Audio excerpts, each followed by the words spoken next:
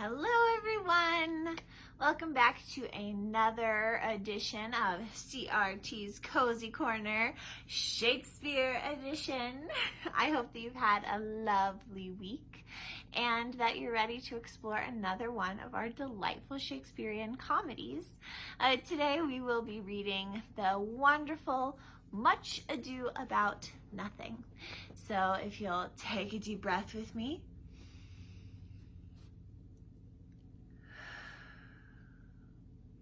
Very good. Let's begin.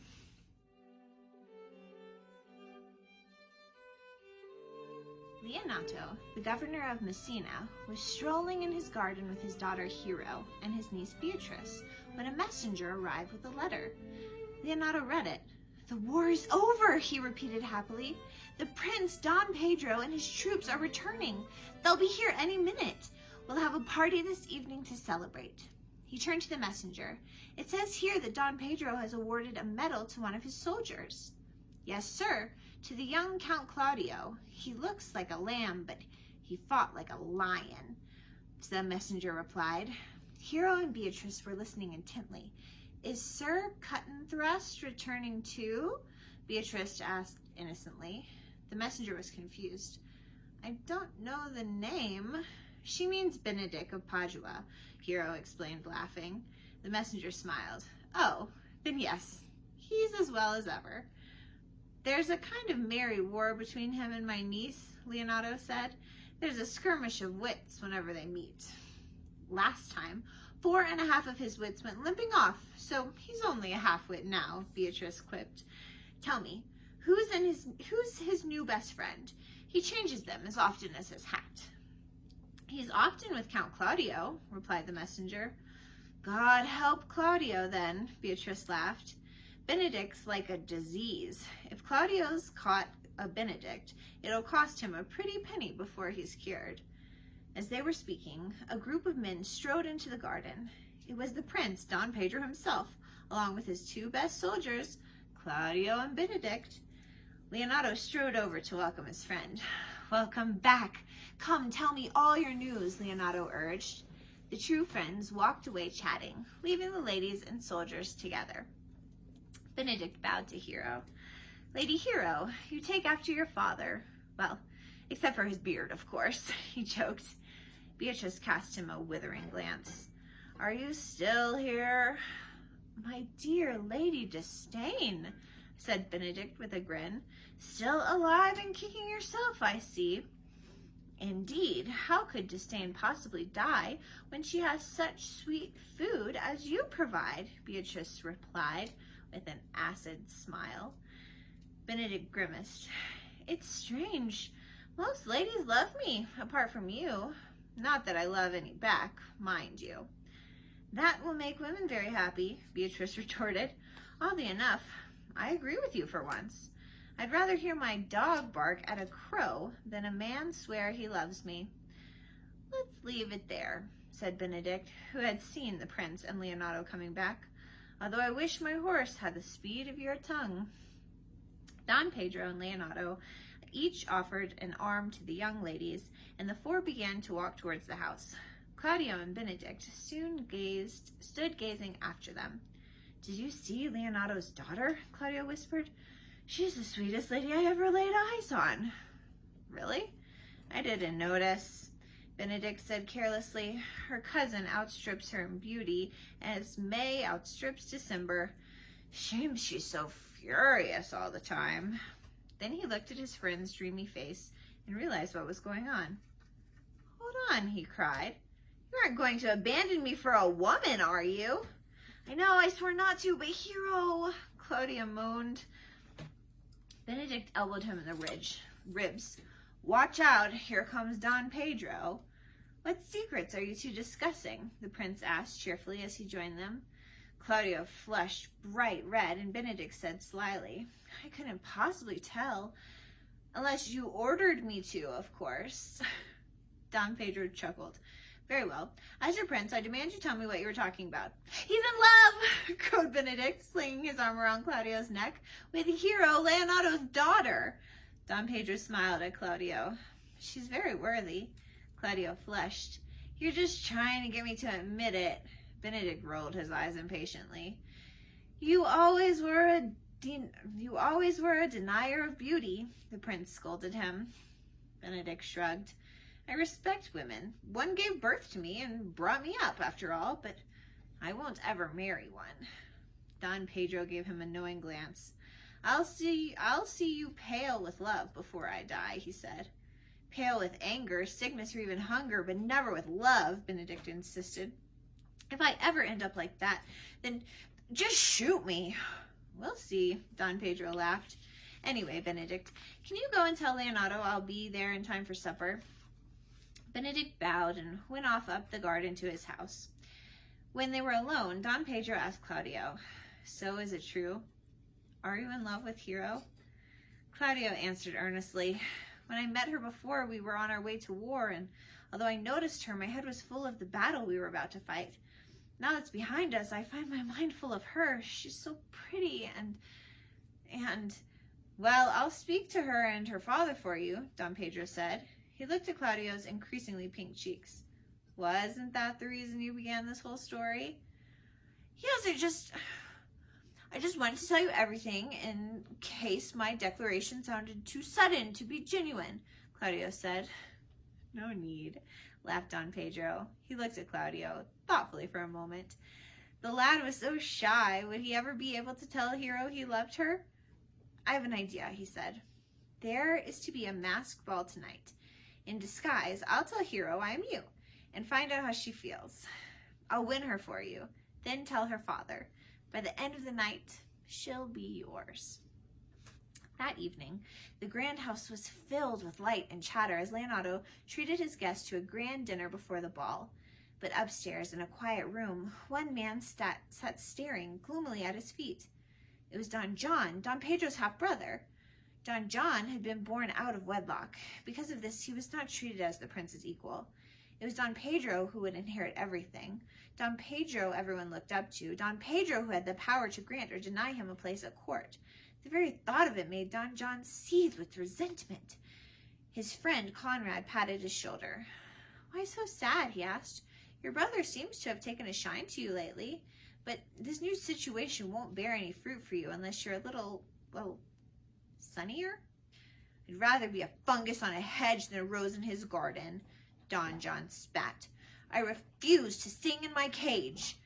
They both turned as the door opened. It was only their friend Horatio, his face flushed with the drink. What a great supper, he said. Let's talk of marriage. It's Claudio. Who does he want to marry? Demanded Don John. Leonardo's daughter, Hero. I was in a side room after dinner when the prince and Claudio came in. I slipped behind a tapestry, so I could listen. Your brother is going to win Hero on Claudio's behalf at tonight's ball. That young upstart, muttered Don John. He hated Claudio. Claudio was his brother's right-hand man, his protege, his shining glory, and that was enough for Don John to want to see him ruined. If I can cross him in any way, I'll be happy. Will you help? Conrad and Horatio nodded. Don John grinned coldly. Then, let's get ready for the ball. Before long, masked revelers filled the hall. There were feathered fans and rustling silk dresses. Every single person wore a mask. There were glittering masks with jewels and plumes, strange masks with long, crooked noses. It was difficult to know for sure who anyone was. A masked gentleman asked Hero to dance.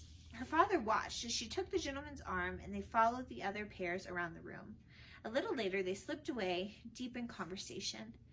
Beatrice found herself paired with someone who she suspected was Benedict, but when she asked, he just replied, Who is this Mr. Benedict?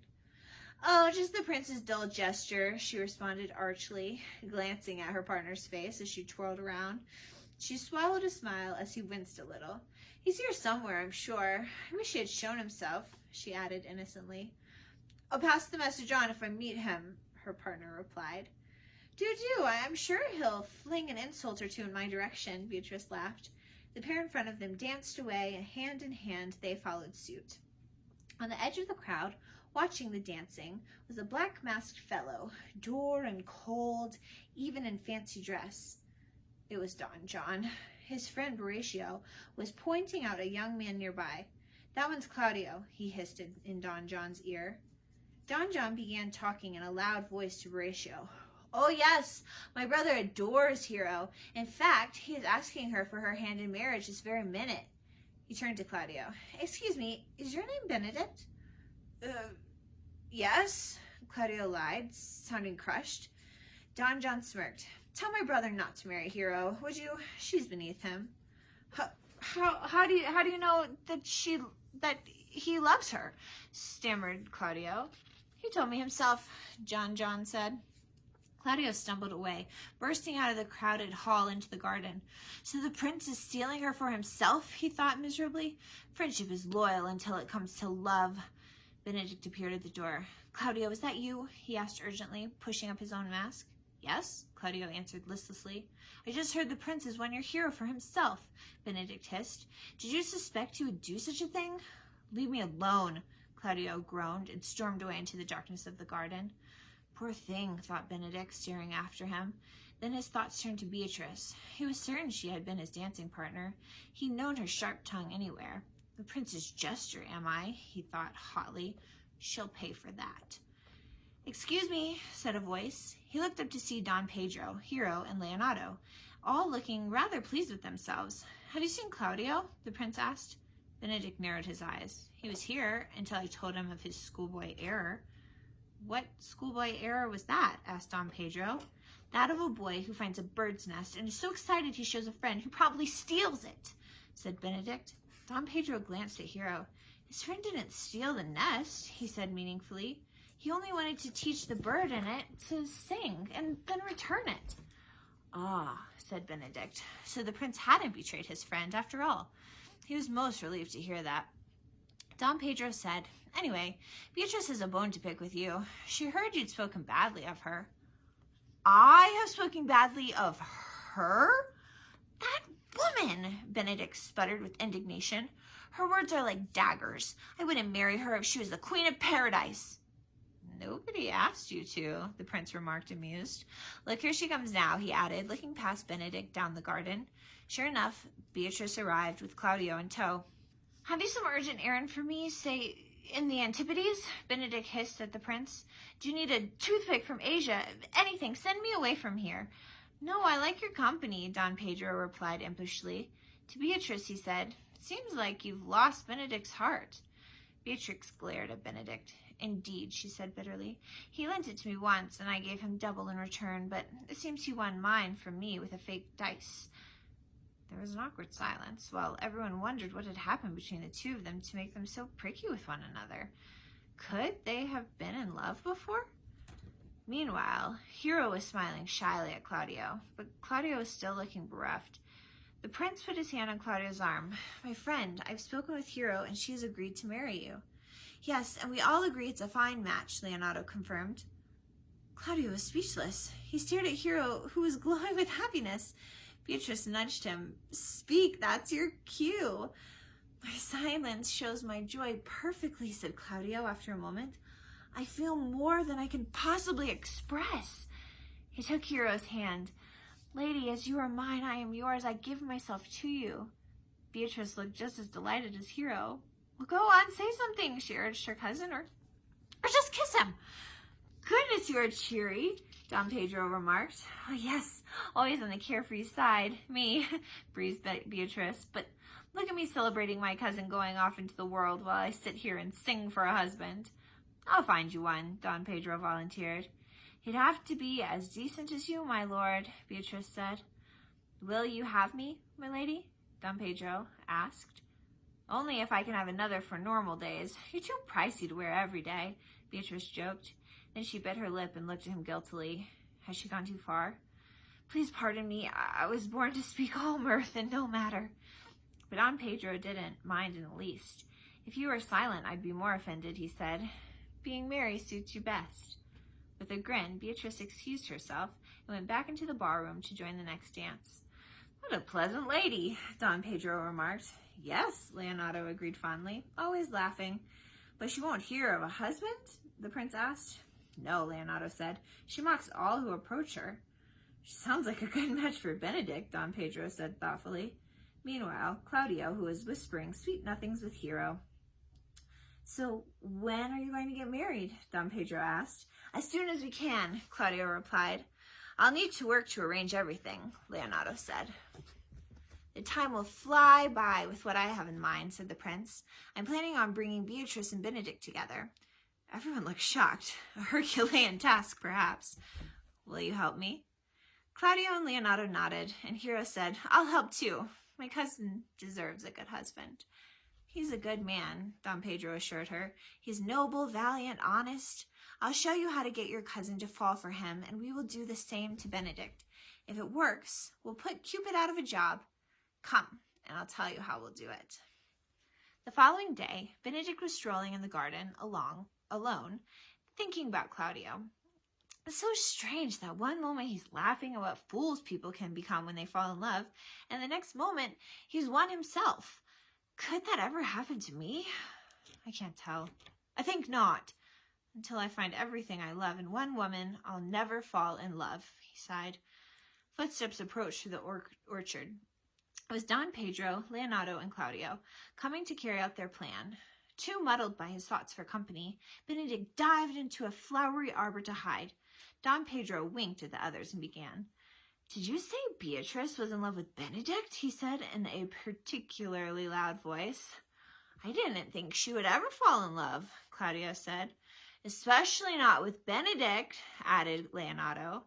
There was a rustle nearby as Benedict fell over in shock. The three men swallowed their mirth and continued. "Has she told him yet?" Don Pedro asked. "No, and she swears she never will," Leonardo replied. "But she writes to him 20 times a day, only to tear the letters up," said Leonardo. "She's in torment, poor girl."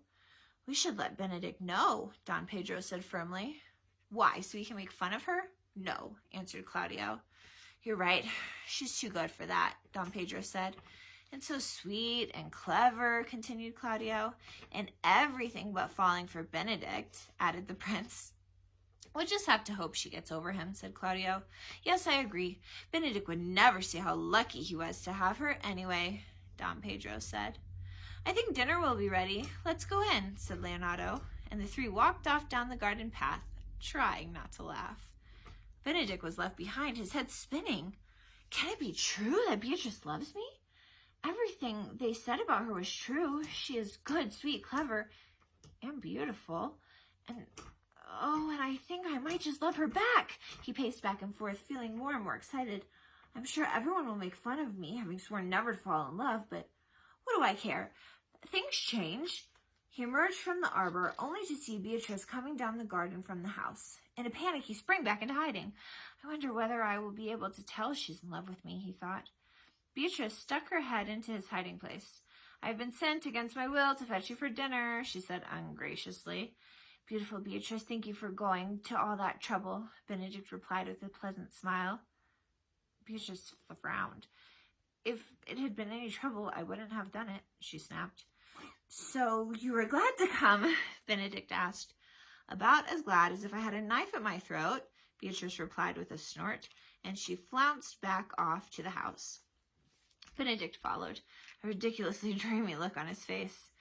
It's proof beyond doubt, he thought. She obviously didn't want to ask me to dinner if she would rather be alone with me. I'd be a villain if I didn't love her. A day later, Hero and her two maids, Margaret and Ursula, were carrying out their part of the plan. Margaret had told Beatrice to hide in the arbor and listen, because Hero and Ursula were talking about her. Burning with curiosity, she hastened to oblige. Hero and Ursula walked up and down in the orchard nearby, talking loudly. No, Ursula. If anyone let her know that Benedict loved her, she'd only mock him senseless, Hero was saying. Doesn't he deserve to be happy? Ursula asked. Of course he does, exclaimed Hero. He is clever, noble, brave, and handsome too. But my cousin thinks so highly of herself. I don't think she's capable of falling in love. That's true, agreed Ursula. I'd rather go back to Benedict and tell him to hide his feelings. Even if it consumes him, it would be better than death by Beatrice's sharp tongue, Hero said. She would be crazy to refuse him, though, Ursula said. I know, Hero said, sounding regretful. Benedict is the best man in Italy, save for my Claudio, of course. With a wink to Ursula, she added, "Still, I've a wedding to prepare for. Come and see my dress." The two ladies hurried off to the house, trying to hide their giggles, leaving Beatrice agog in the garden. "My ears are on fire. Can this be true?" she wondered. "And am I really so awfully scornful and proud? I'd better mend my ways." Her cheeks flushed, and she thought on. "Benedict, I think I love you too. From now on, I'll be so kind that you'll be able to confess your love, and maybe we'll get married." Hugging herself in excitement, Beatrice rushed back to the house. Benedict was with Don Pedro, Claudio, and Leonato in the library, being teased mercifully. "You look pale," Leonato said. "Are you ill?" "I do have a kind of ache," Benedict began awkwardly. The prince stiffed. "Are you wearing cologne? Has he shaved? Look, I think he might even have washed his face," Claudio chuckled. "Is he in love, do you think?" "In love," crowed Don Pedro. "I need to speak to you in private," Benedict said, seizing Leonato's arm. Claudio and Don Pedro burst out laughing as Benedict dragged Leonato away to confess his love for Beatrice. But their laughter was short-lived. There was a knock at the door, and Don John appeared. His dour expression was enough to sap anyone's levity. The news that Claudio and Hero's wedding plans were going ahead, despite his attempts, had enraged him. He and his friends had been racking their brains to find a way to stop the marriage ever since. Horatio had come up with a cunning and evil plan, and so here came Don John to set that plan in motion. "Good day, dear brother," he said to the prince. "May I speak to you both? It concerns Claudio. He may think twice about his marriage when I tell you this." "Tell us what?" Claudio asked. "The lady? She is disloyal," Don Pedro said solemnly. Claudio was stunned. "Who, my hero?" he said in disbelief. "Yes, your hero. Well, anyone's hero, it seems. Disloyal is a generous way of putting it," Don John said. "It can't be true," Claudio choked. "No, I won't believe it either," said Don Pedro. "I know you might not want to believe it, especially coming from me, so come with me tonight and see for yourselves," Don John said. Later that night, the three men gathered beneath Hero's window and saw something which led them to a terrible conclusion. Horatio had pursued Hero's maid, Margaret, to play a game, and being rather besotted with him, she had agreed. She was to put on her mistress's dress and pretend to be Hero for him. "Oh, Hero, kiss me," he moaned, leading her to the window where he knew they would be seen. "Oh, darling, I will," Margaret giggled, playing along. She didn't realize anyone was watching their silly game. Silhouetted in the light from the window, the pair kissed passionately. The men below drew the conclusion they were meant to, and silently left the garden. Gradually, all the lights went out in the grand house. Inside, Claudio lay awake in bed, sick to his heart. Don John fell asleep with a smile on his face, and Hero was dreaming innocently of her new life as sweet Claudio's wife. As for Horatio, he invited Conrad out on the town with a generous sum of money he'd earned from Don John for his little trick. They marauded around, drinking in every tavern and laughing about how well the plan had worked, until behind them a voice bellowed, "In the prince's name, stop right there!"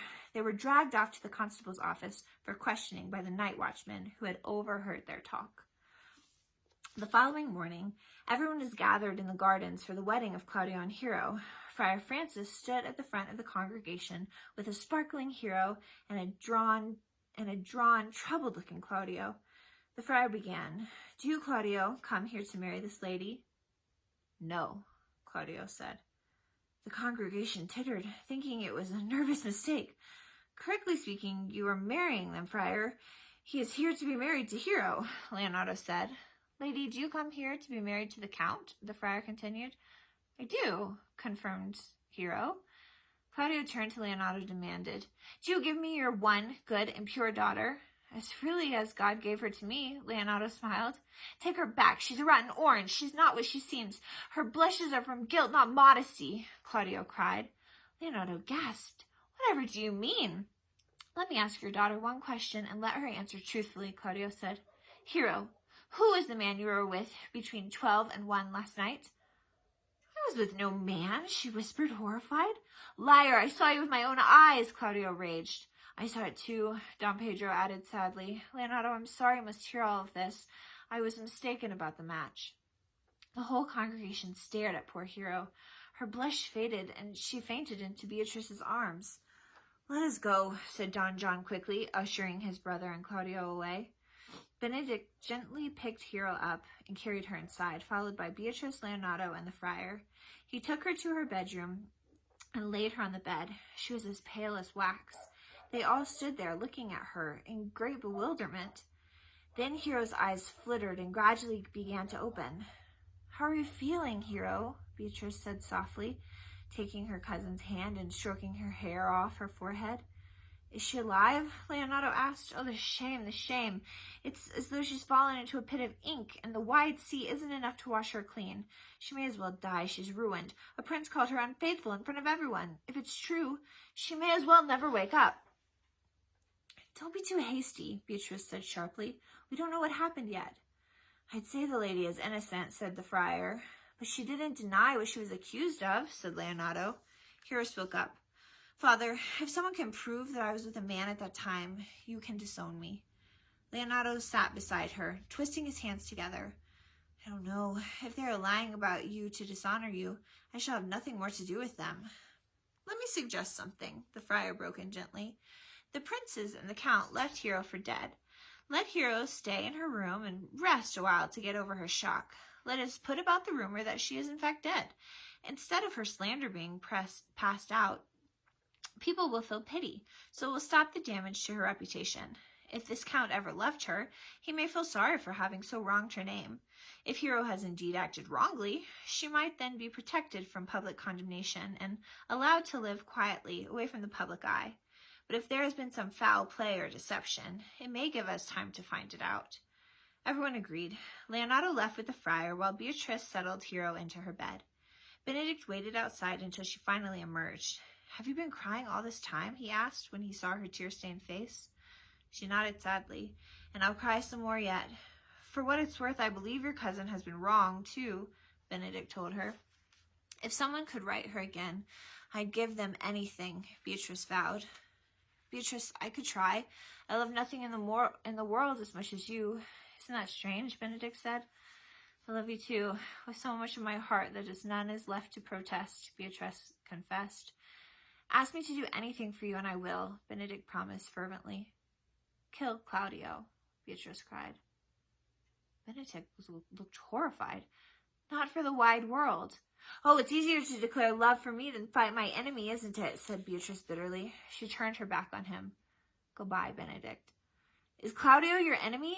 Benedict asked after a moment. Someone who slandered, scorned, and dishonored my cousin so openly and cruelly on her wedding day? Beatrice raged. Oh, I wish I were a man. I'd do it myself. I'd tear out his heart and I'd eat it. Then I'll do it. If you think Count Claudio has wronged Hero, I will challenge him, Benedict said. Go back and comfort your cousin. He left, and Beatrice dried her eyes and went back into Hero's room. The rest of the house was in turmoil. Leonardo, now convinced of his daughter's innocence, told Don Pedro and Claudio that his daughter had died. They were shaken by the news and did not know how to answer him. Benedict stormed in and called Claudio a villain and challenged him to a duel. In all the commotion, nobody noticed Don John quietly leaving the house. Then there came a knock at the door, and two hapless men were shown in, a huffling constable named Dogberry and a night watchman named Verges. They brought with them Conrad and Horatio and were shown into the library where the others were gathered. What's all this? What have they done? Asked Don Pedro. Dogberry counted their crimes off on his fingers. They have made false reports, spoken untruths, slandered a lady, and are, in short, lying knaves. None the wiser, the prince demanded Horatio enlighten him. Having heard of Hero's apparent death, Horatio was racked with guilt and fear. He confessed everything, the deception he'd enacted at Hero's window, the money Don John had given him for it, and Don John's wide plan to split up Claudio and Hero. As he spoke, Claudio grew paler and paler. Poor sweet Hero, he murmured. Take the plaintiffs away, Leonardo told the constable. Claudio turned to Leonardo. I don't know how to beg your forgiveness, he stammered. But name your revenge, and I will gladly accept it. Leonardo looked at the sorry young man. Claudio was inexperienced and impressionable, and he had certainly learned his lesson. Leonardo believed he did really love Hero after all. A plan began to form in his mind, and he said, Hero had a cousin, and she needs a husband. You shall marry her instead. The following morning, a smaller wedding party gathered in the garden. The bride, veiled, stood by Beatrice's side. The room looked subdued and sad. Only Benedict and Beatrice looked truly merry. Benedict was so relieved not to have to challenge his best friend in a duel, and Beatrice was happy because she knew that all was to be well for her cousin. They both had admitted to themselves and each other that they were deep, sparklingly, wonderfully in love. Claudio said to the veiled lady, "Give me your hand before this holy friar, and I will be your husband." The lady gave him her hand. Then she drew back her veil. "You already were, nearly, when you loved me before." "Hero!" gasped Claudio, not believing his luck at a second chance. He took her other hand into his and could not say another word apart from "I do" when the friar married them. "Beatrice," said Benedict, "do you love me?" Beatrice smiled. "No more than reason." "Do you love me?" "No more than reason," Benedict answered. "Then I suppose I'll marry you, but only out of pity." Beatrice laughed. "I will marry you, but only to save your life. They told me you were sick with love." "Peace," Benedict cried, "but you and I are too clever to fall in love peacefully, aren't we? So I'll have to stop your mouth instead." And he kissed her. Don Pedro smiled to see the two couples being wed, but when the ceremony was complete, he couldn't resist teasing his friend a little. "How does it feel, Benedict, the married man?" "A college full of wit crackers could not bring down my good mood," Benedict told him blithely. "It's the only thing to do. Don't be sad, Prince. Go get yourself a wife." A messenger arrived with the news that Don John had been caught and was being brought back to Messina under an armed guard. "Let's not think about him until tomorrow," Benedict told Don Pedro. "For now, let's do nothing but dance." There was music and merrymaking in the grand house that evening. This time, there wasn't a mask to be seen. Everyone knew who everyone else was. Two couples, happy couples, were very happily married, and all was well. Thanks for joining us again. We'll see you next week. Bye.